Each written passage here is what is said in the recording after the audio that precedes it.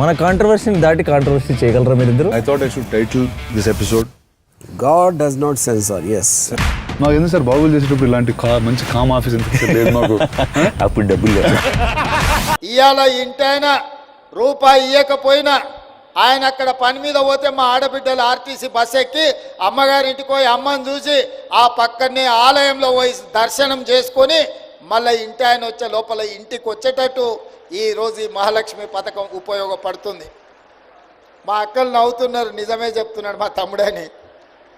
నేను చూస్తుంటే కదా, మాట్లాడుతుంటే కదా అందరితోటి, ఒక్కొక్క మహిళకు ఈ వేదిక మీద నుంచి చెప్పదలుచుకున్న, ఉద్యోగం చేసే ఆడబిడ్డలకు, చదువుకోవడానికి వెళ్ళే ఆడబిడ్డలకు 5,000 నుంచి 7,000 రూపాయలు రోజుకు యావరేజ్గా 35 నుంచి 40 రూపాయలు ఆడబిడ్డలకు సేవింగ్ వస్తుంది. ప్రతి నెల ఒక్క ఆడబిడ్డ ఆర్టీసీ బస్సులో బస్సు కిరాయిల పైసలు 5 నుంచి 7,000 రూపాయలు మిగులుతున్నాయంటే ఈరోజు ఆడబిడ్డలు సంవత్సరం తిరిగే లోపల 1,00,000 రూపాయలు ఆదా చేసుకుంటారు. ఇవాళ ఇంటి ఆయన చేతిలో ఆ 1,00,000 ఉంటే ఆయన సాయంత్రం అయితే బెల్ట్ షాపులు ఇస్తాడు. కానీ మా ఆడబిడ్డల దగ్గర ఆ 1,00,000 ఉంటే వాళ్ళ బిడ్డల్ని బడికి పంపించి మంచి చదువులు చెప్పించి ఈ రాష్ట్ర ప్రయోజకులుగా బిడ్డల్ని తీర్చిదిద్దుతున్నారు.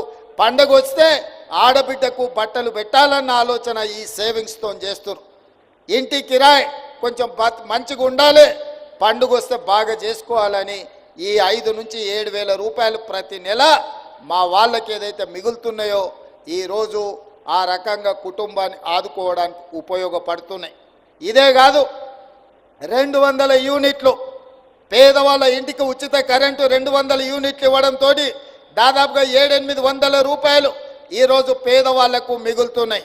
అదేవిధంగా 500 రూపాయల సిలిండర్, నెలకొక్క సిలిండర్ వేసుకున్న యావరేజ్గా 500 రూపాయలు అట్లా మిగులుతున్నాయి. అంటే 6 గ్యారంటీలలో ఆడబిడ్డలకు బస్సు ఉచిత ప్రయాణం కావచ్చు, పేదవాళ్లకు 200 యూనిట్లు ఉచిత కరెంటు కావచ్చు, 500 రూపాయల సిలిండర్ కావచ్చు, రాజీవ్ ఆరోగ్యశ్రీ ద్వారా ఇంట్లో పేదవాళ్ళకి ఏ ఇబ్బంది వచ్చినా 10 లక్షల రూపాయలు కార్పొరేట్ వైద్యాన్ని అందించడం ద్వారా యావరేజ్గా ప్రతి నెల సరాసరిగా చూసుకున్న 10,000 రూపాయలు ఈరోజు ప్రతి కుటుంబానికి ప్రత్యక్షంగా ఆర్థిక ప్రయోజనం చేకూర్చే విధంగా ఈరోజు ఈ పథకాలు అమలు జరుగుతున్నాయి. ఇదే కాదు, ఈరోజు బోనస్ ఒట్లు పండించిన వాళ్లకు గతంలో మీకు తెలుసు, ఒరేస్తే ఊరేసుకున్నట్టే అని ఆనాటి పెద్దలు చెప్పిండ్రు. ఆ మాట చెప్పిన పెద్ద మనిషి మాత్రం ఆయన ఫామ్ హౌస్లో 150 ఎకరాలలో వరి పండించుకున్నాడు. ఆయన పండించిన ఒట్లలో మరి బంగారం ఉందేమో నాకు తెలియదు, కానీ కావేరీ సీడ్స్ అనే సంస్థ 4,200 రూపాయలు క్వింటాల్కి ఇచ్చి కొన్నదయా. మరి దొరలు పండిస్తే ఆ ఒట్లలో బంగారం ఉంటుందేమో నాకు తెలియదు, కానీ గజ్వేల్ ఫామ్ హౌస్లో రాష్ట్రమంతా ఒరేస్తే ఉరేసినట్టే అని రైతాంగానికి చెప్పి వారు మాత్రం 150 ఎకరాలల్లో వరి పండించుకుంటే కావేరీ సీడ్స్ 4,200 రూపాయలు క్వింటాల్కి ఇచ్చి కొనుగోలు చేసింది. ఆనాటి పరిస్థితులు అవి.